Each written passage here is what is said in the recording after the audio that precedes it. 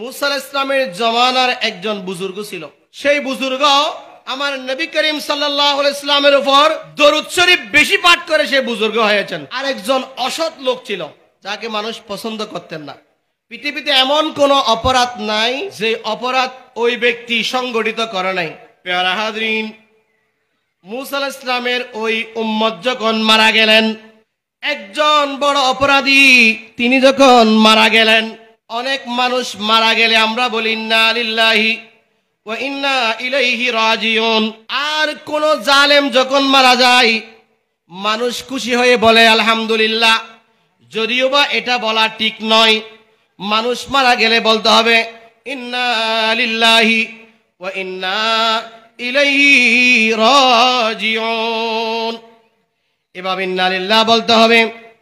কিন্তু মুসা আলাইহিস সালামের ওই উম্মত যখন মারা গেলেন তখন সবাই বললেন আলহামদুলিল্লাহ, কারণ তিনি এত বড় জালেম ছিলেন যার অত্যাচারে মানুষ বাসায় থাকতে পারতেন না। এমন কোন অপরাধ বাকি ছিল না সে করে নাই। সেই যখন মারা গিয়েছে তখন মানুষ মুসা আলাইহিস সালামের রীতিনীতি অনুযায়ী, মুসা আলাইহিস সালামের ধর্মের রীতিনীতি অনুযায়ী ওই মানুষটাকে গোসল করায় নাই, তাকে কাফনও পড়ায় নাই, তার জানাজার নামাজ আদায় করে নাই, তাকে কবরস্থ করে নাই। সে মারা যাওয়ার সাথে সাথে ওই বান্দাকে মানুষরা নিয়ে নীরবে ডাস্টবিনের মধ্যে নিক্ষেপ করে দিলেন। বলে করে বলুন নাউযুবিল্লাহ। এইদিকে ডাস্টবিন নিক্ষেপ করলেন।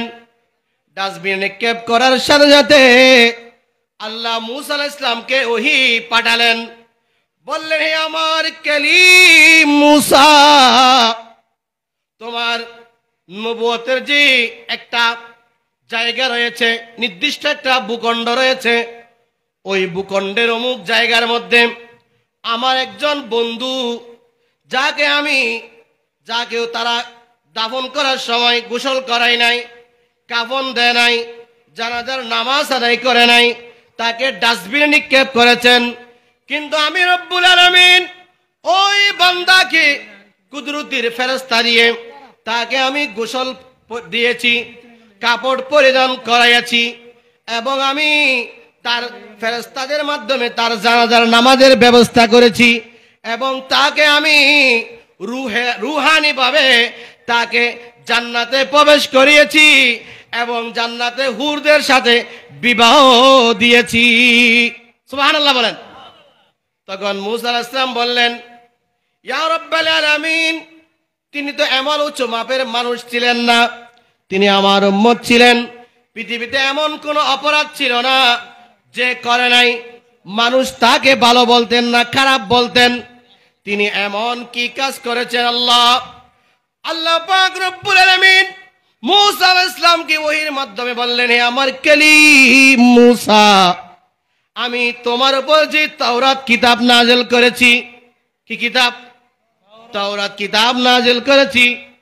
ওই ব্যক্তি প্রতিদিন তাওরাত কিতাব তেলাওয়াত করতেন। কি করতেন? আমার নবীর উপর নাযিল হয়েছে কোরআনুল কারীম, আমার নবীর উপর নাযিল হয়েছে কোরআনুল কারীম। আমরা কোরআন শরীফ তেলাওয়াত করি না তো? আমরা কোরআন শরীফটাকে একটা নির্দিষ্ট জায়গার মধ্যে রেখে দিয়েছি, আমরা তেলাওয়াত করি না। কিন্তু ওই বান্দা মুসা আলাইহিস সালামের উম্মত, যিনি গুনাহগার হলেও প্রতিদিন তাওরাত কিতাব তেলাওয়াত করতেন। উচ্চস্বরে বলি সুবহানাল্লাহ। আমার আল্লাহ বললেন, হে আমার কালিম মুসা, উনি প্রতিদিন তাওরাত কিতাব তেলাওয়াত করতেন।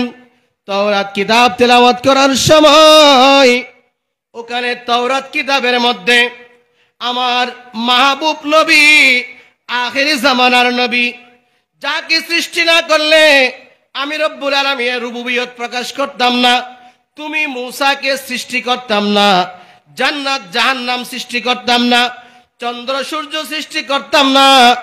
ওই মাহবুব নবীর নাম ছিল। আমার মাহবুব নবীর নাম যখন তাওরাত কিতাবে পেতেন, ওয়া মুবাশশিরাম বিরসুলি ইয়াতি মিন বাদি ইসমুহু আহমদ। বলে করে বলুন সুবহানাল্লাহ। আমার মাহবুব নবীর নাম যখন তাওরাত কিতাবের মধ্যে আহমদ পেতেন, কি পেতেন? আমার নবীর নাম এমনি মোহাম্মদ, কিন্তু আমার নবী আসমানে ছিল আহমদ। ভালোবেসে আল্লাহ যাকে ডাকেলেন আহমদ, এই দারাতে আসলেন তিনি হয়ে মুহাম্মদ, হয়ে মুহাম্মদ।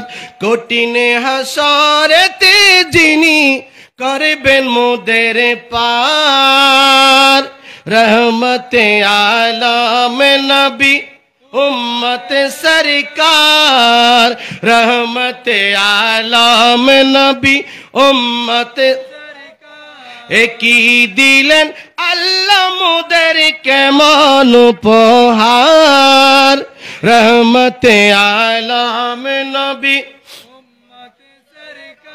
মেরাজ গেলেন নবী বোরাকেতে চড়ে, বোরাকেতে চড়ে। পাঁচ ওয়াক্ত নামাজ জানলেন উম্মতেরি তরে, উম্মতেরি তরে। নামাজ ছেড়ে দিলে বান্দা পাবে না তো চার, রহমতে আলম নবী উম্মত সরকার। সালাত। প্যারা হাজরিন, আমার নবীর নাম আসমানে আহমদ, জমিনে মোহাম্মদ। সুবহানাল্লাহ। আমার নবীর নাম আসমানে আহমদ, জমিনে মোহাম্মদ। আমার আল্লাহ বললেন তোমার তাওরাত কিতাবের মধ্যে আমার মাহবুব নবীর নাম যখন ওই ব্যক্তি পেতেন, ওই ব্যক্তি পাওয়ার সাথে সাথে আমার নবীর নাম যখন আসতেন, তখন তাওরাত কিতাবের পৃষ্ঠার মধ্যে দুই টোট লাগিয়ে একটা চুমু দিতেন। সুবহানাল্লাহ। কি দিতেন? চুমু দিতেন এবং আমার নবীর উপর দরুদ শরীফ পাঠ করতেন। সুবহানাল্লাহ। আল্লাহ বলতেছেন, হে আমার কালিম মুসা, আমার কাছে ওই বান্দার আমলটা এত বেশি ভালো লেগেছে, আমি ওই ভালো আমলের কারণে তার জীবনের সমস্ত গুনাহ ক্ষমা করে দিয়ে আমি তাকে জান্নাতে পাঠিয়ে দিয়েছি, জান্নাতের হুরদের সাথে তাকে বিবাহ দিয়ে দিয়েছি। তাহলে আমার নবীর উপর দরুদ পড়েছেন কে? মুসা আলাইহিস সালামের উম্মত। কার উম্মত? আমার নবীর উম্মত নয়, মুসা আলাইহিস সালামের উম্মত।